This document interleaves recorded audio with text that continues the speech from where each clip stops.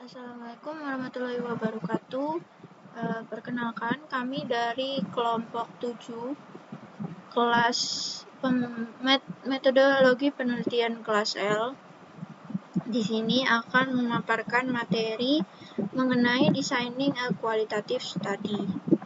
Nah, sebelum masuk ke materi pertama, izinkan saya untuk memperkenalkan anggota kelompok kami terlebih dahulu. Yang pertama ada Alexa Nora Soraya dengan NPM akhir 164. Kemudian ada Melina Amelia Ardi, saya dengan NPM akhir 171. Ada Melati Cahyaning dengan NPM akhir 185 dan Faiza Madiafidin dengan NPM akhir 193. Baik, masuk ke materi yang pertama, yaitu mengenai the characteristic of qualitative research. Nah, penelitian kualitatif itu merupakan pendekatan yang berfokus pada pemahaman mendalam mengenai makna yang diberikan oleh individu atau kelompok terhadap suatu masalah sosial. Di mana pendekatan ini itu dilakukan dengan konteks alami, seperti natural setting, yang disebut natural setting, dan menekankan pentingnya interpretasi peneliti serta pandangan partisipan dalam membentuk pemahaman terhadap fenomena yang dikaji. Nah, ada karakteristik utama dari penelitian kualitatif. Yang pertama itu adalah dilakukan di natural setting, di mana data itu dikumpulkan langsung di lokasi atau konteks alami tempat partisipan mengalami isu yang diteliti. Kemudian yang kedua, peneliti sebagai instrumen kunci, di mana peneliti sendiri yang mengumpulkan data melalui seperti wawancara, observasi, maupun dokumen. Kemudian yang ketiga adalah menggunakan multimetode. Nah, data itu diperoleh dari berbagai sumber seperti wawancara, observasi, dokumen, serta materi audiovisual. Kemudian yang keempat mengenai analisis induktif dan deduktif, di mana tema itu dibangun di data secara induktif lalu diperiksa kembali secara deduktif agar sesuai dengan temuan di lapangan. Kemudian yang kelima ada berfokus pada makna partisipan, di mana peneliti itu menggali makna menurut perspektif partisipan, bukan asumsi peneliti atau teori semata. Kemudian yang keenam ada desain bersifat emergent, di mana proses penelitian itu fleksibel dan dapat berubah sesuai dinamika lapangan. Lalu yang ketujuh ada refleksitas peneliti, di mana peneliti itu mengungkapkan latar belakang dan perannya agar transparan dan memaknai data tersebut. Kemudian selanjutnya ada memberikan gambaran holistik, yaitu hasil penelitian itu menyajikan gambaran menyeluruh, kompleks, dan mendalam mengenai fenomena tersebut. Selanjutnya adalah kapan penelitian kualitatif itu digunakan. Jadi, penelitian kualitatif itu digunakan ketika peneliti itu perlu melakukan eksplorasi mendalam terhadap suatu masalah yang belum jelas atau kompleks atau membutuhkan pemahaman dari sudut pandang partisipan. Nah, pendekatan ini itu tepat digunakan ketika tujuan penelitian ini adalah menggali pengalaman, konteks sosial, makna, serta juga perspektif manusia atas suatu fenomena tertentu. Nah, situasi ketika penelitian kualitatif tepat digunakan itu adalah yang pertama, ketika masalah itu perlu dieksplorasi lebih dalam dan belum banyak informasi yang tersedia. Kemudian yang kedua adalah untuk memahami makna dan pengalaman langsung partisipan, termasuk suara kelompok yang kurang terwakili atau silent voices. Lalu yang ketiga ada saat dibutuhkan pemahaman yang kompleks dan mendalam, bukan sekedar angka atau data statistik. Kemudian yang keempat ada untuk memberdayakan partisipan dan mengurangi relasi kuasa antara peneliti dan subjek. Yang kelima ada ketika konteks sangat mempengaruhi fenomena sehingga lokasi budaya atau lingkungan sosial itu perlu dipahami. Yang keenam ada sebagai tindak lanjut penelitian kuantitatif guna untuk menjelaskan proses alasan atau mekanisme di balik data statistik tersebut. Kemudian berikutnya ada untuk mengembangkan teori baru ketika teori yang ada itu belum memadai untuk menjelaskan fenomena tertentu. Nah, lalu saat variabel tidak dapat diukur secara kuantitatif, misalnya seperti emosi, interaksi sosial, atau pengalaman subjektif atau nilai budaya itu kan tidak bisa dihitung secara kuantitatif. Nah, penelitian kualitatif itu tepat digunakan dalam situasi seperti tadi itu. Baik, yang selanjutnya ada what a qualitative study requires from us. Jadi untuk melakukan penelitian kualitatif itu dibutuhkan komitmen tinggi terhadap masalah penelitian serta waktu dan sumber daya yang besar. Nah, penelitian kualitatif itu tidak lebih mudah dari penelitian kuantitatif karena menuntut peneliti untuk yang pertama meluangkan waktu lama di lapangan untuk mengumpulkan data, membangun hubungan dan memahami perspektif orang dalam. Lalu ada menganalisis data yang kompleks dan banyak, lalu menyortirnya menjadi tema atau kategori utama, proses yang melelahkan dan sering dilakukan sendiri. Lalu yang ketiga ada menulis laporan panjang agar klaim didukung bukti kuat, termasuk kutipan dari peserta untuk menunjukkan berbagai sudut pandang. Lalu beradaptasi dengan metode yang terus berkembang, karena penelitian kualitatif tidak memiliki pedoman tetap dan prosedur yang baku. Lalu singkatnya, penelitian kualitatif itu menuntut ketekunan, waktu, dan kemampuan berpikir mendalam untuk memahami fenomena secara menyeluruh. Selanjutnya ada the process of designing a qualitative study. Yang pertama ada preliminary consideration. Nah, di sini itu dalam merancang penelitian kualitatif, peneliti itu tetap mengikuti alur umum metode ilmiah yang dimulai dari identifikasi masalah, peninjauan literatur, perumusan pertanyaan penelitian, pengumpulan dan analisis data, lalu hingga pelaporan hasil. Nah, meskipun kualitatif berbeda dari penelitian kuantitatif, dalam cara dan bentuk penyajiannya, keduanya itu tetap berlandaskan prinsip ilmiah yang sama. Nah, Creswell itu menekankan pentingnya metodologi concurrence menurut Morse and Richards pada 2002, yaitu keselarasan antara tujuan, pertanyaan, dan metode penelitian agar penelitian menjadi satu kesatuan yang utuh dan logis, bukan terpecah-pecah. Nah, dalam progres ini, peneliti itu perlu membuat keputusan awal mengenai beberapa aspek penting yang dapat bervariasi antar penelitian. Nah, jadi yang pertama itu penggunaan literatur. Jadi penggunaan literatur itu sangat fleksibel dalam penelitian kualitatif. Literatur itu bisa digunakan di awal untuk membantu merumuskan pertanyaan penelitian, bisa pula dikaji di tengah atau akhir untuk menegaskan pentingnya masalah yang diteliti. Nah, tujuannya itu tidak selalu untuk menguji teori, tetapi bisa untuk memperkuat konteks atau membangun pemahaman mendalam tentang fenomena yang dikaji. Yang kedua itu ada peran teori. Nah, peran teori itu juga beragam. Jadi dalam etnografi, yaitu teori budaya itu menjadi dasar untuk memahami pola sosial.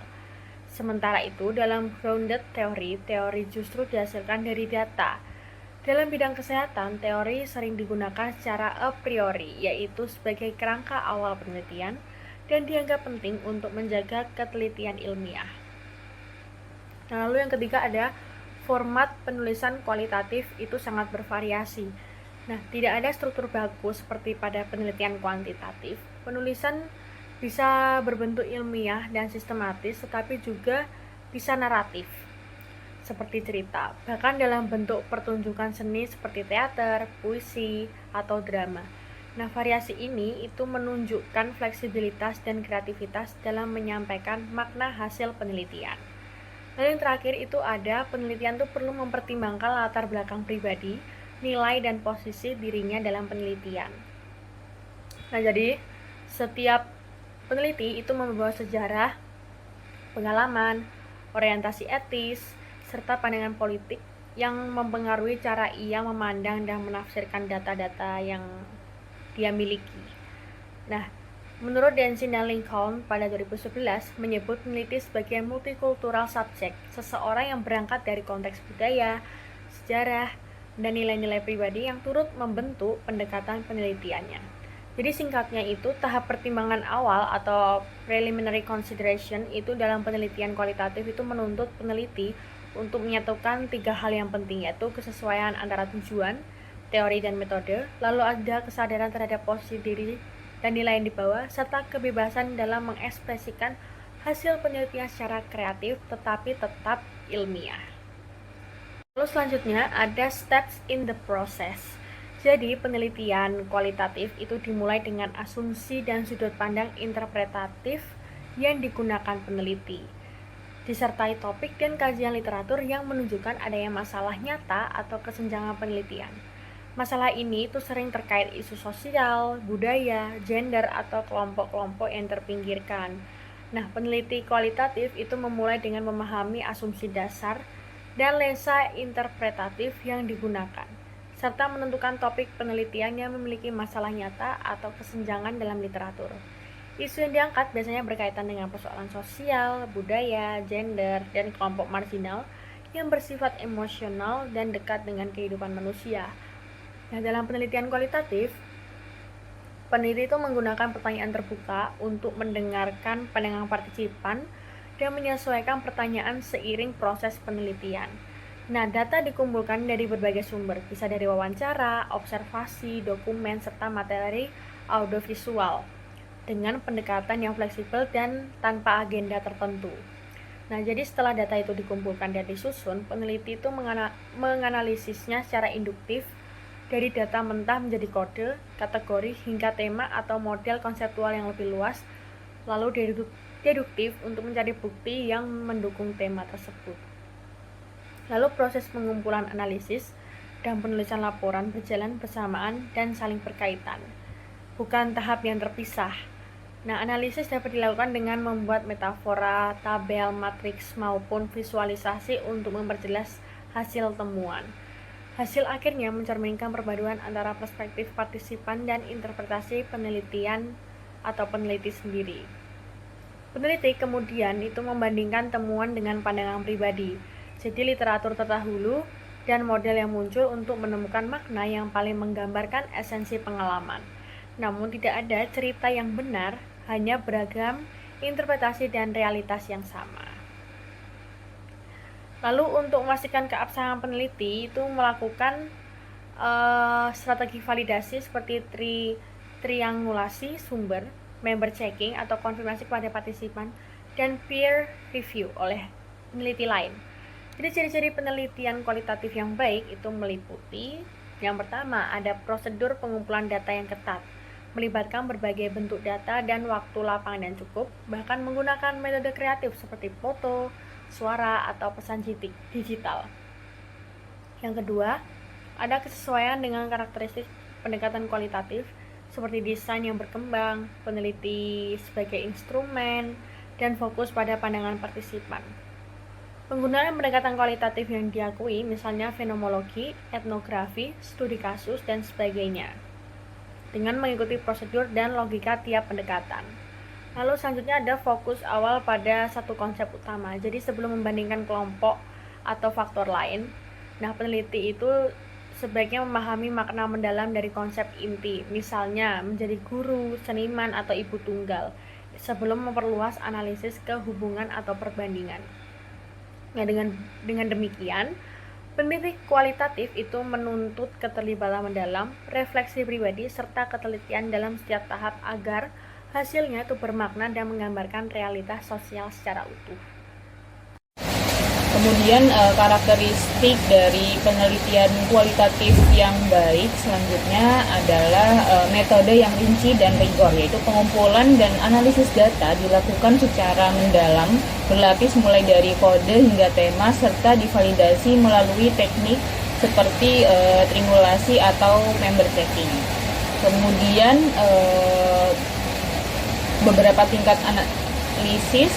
Jadi temuan penelitian itu berkembang dari rincian spesifik menuju abstraksi yang lebih luas, mencakup wawasan yang diharapkan maupun yang tidak terduga. Selanjutnya penulisan yang menarik dan meyakinkan, engaging dan persuasive writing. Jadi narasi penelitian itu disusun sedemikian rupa sehingga pembaca itu bisa merasakan suasana penelitian secara hidup dan autentik. Lalu yang berikutnya refleksivitas peneliti, latar belakang dan pengalaman peneliti itu diakui sebagai faktor yang mempengaruhi rancangan penelitian serta interpretasi hasilnya. Dan yang terakhir, kepatuhan etika Prinsip-prinsip etika membimbing seluruh tahapan penelitian, menjamin penghormatan, kerahasiaan, dan keadilan terhadap para partisipan.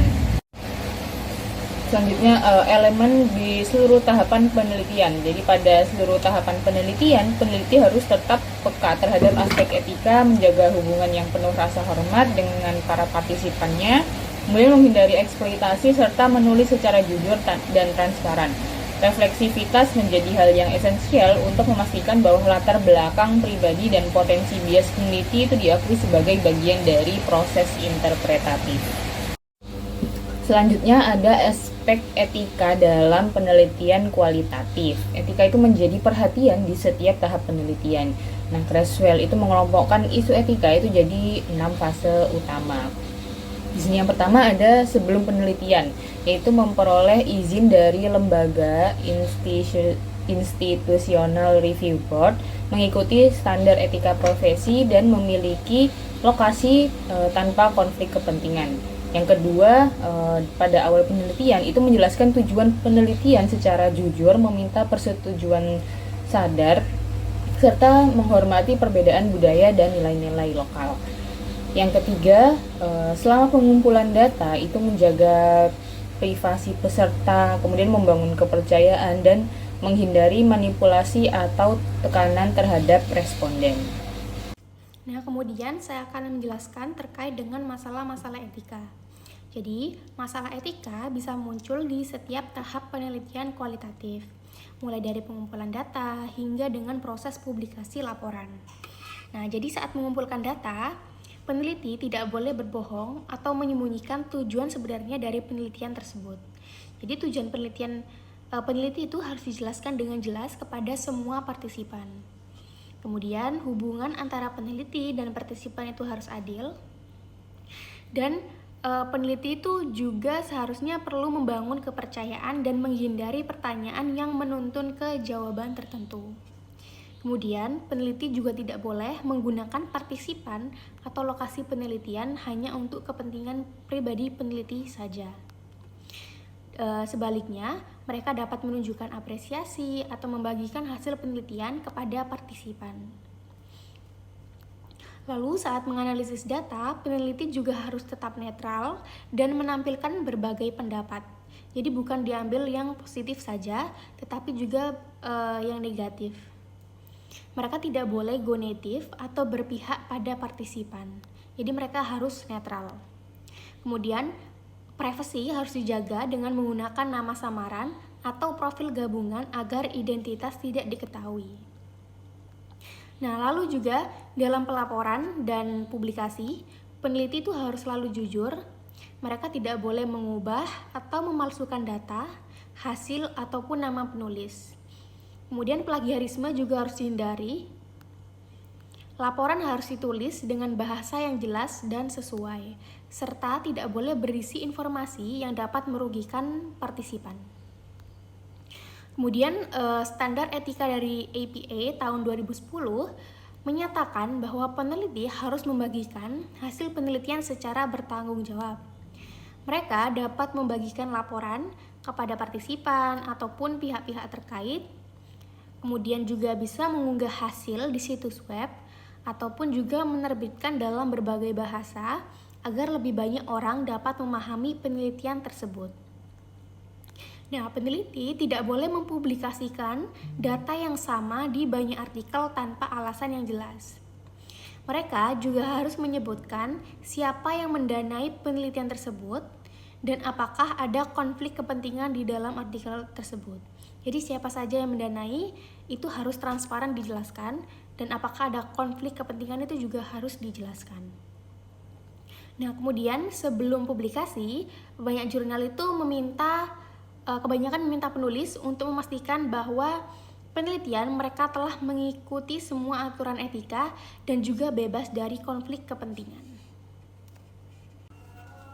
Nah, kemudian saya akan menjelaskan terkait dengan struktur umum dari sebuah rencana atau proposal. Jadi, dari sebuah rencana atau proposal itu tidak ada satu format baku untuk menulis rencana penelitian kualitatif. Tetapi ada beberapa struktur umum yang disarankan atau biasanya digunakan. Jadi yang pertama ada format konstruktivis atau interpretivis yang dinyatakan oleh Creswell pada tahun 2009. Nah, format ini mencakup pendahuluan, kemudian tujuan penelitian, lalu ada pertanyaan, kemudian ada peran peneliti, pengumpulan dan analisis data, validasi, etika, dan juga hasil yang diharapkan dari format penelitian tersebut. Kemudian ada format yang kedua, yakni format transformatif. Jadi format ini berfokus pada perubahan sosial dan juga kolaborasi dengan partisipan. Nah, format ini juga menekankan kepekaan selama pengumpulan data serta dampak positif yang diharapkan dari penelitian tersebut. Kemudian format yang ketiga yakni format lensa teoretis atau interpretif yang diungkapkan oleh Marshall and Rosman tahun 2010. Nah, format ini menggunakan teori tertentu, misalnya perspektif feminis atau ras. Nah, format ini menekankan etika, kemudian kredibilitas, lalu ada juga refleksi diri peneliti berdasarkan latar belakang pribadi. Nah, kemudian untuk format yang terakhir, yakni menggunakan 9 argumen dari Maxwell yang diungkapkan oleh Maxwell pada tahun 2005. Nah, format ini menunjukkan alur logis antara tujuan, data, analisis, validasi, etika, dan juga kelayakan penelitian dari peneliti itu sendiri. Jadi itu semua untuk format yang biasanya umum digunakan atau disarankan. Tetapi tidak ada format baku untuk menulis rencana penelitian kualitatif sendiri. Baik, sekian pemaparan materi dari kami selaku kelompok 7 terkait dengan materi bab 3 yang berjudul Designing a Qualitative Study atau mendesain sebuah studi kualitatif. Mohon maaf jika ada salah dalam penyampaian maupun sikap. Semoga apa yang kami sampaikan dapat bermanfaat. Terima kasih atas perhatiannya. Wassalamualaikum warahmatullahi wabarakatuh.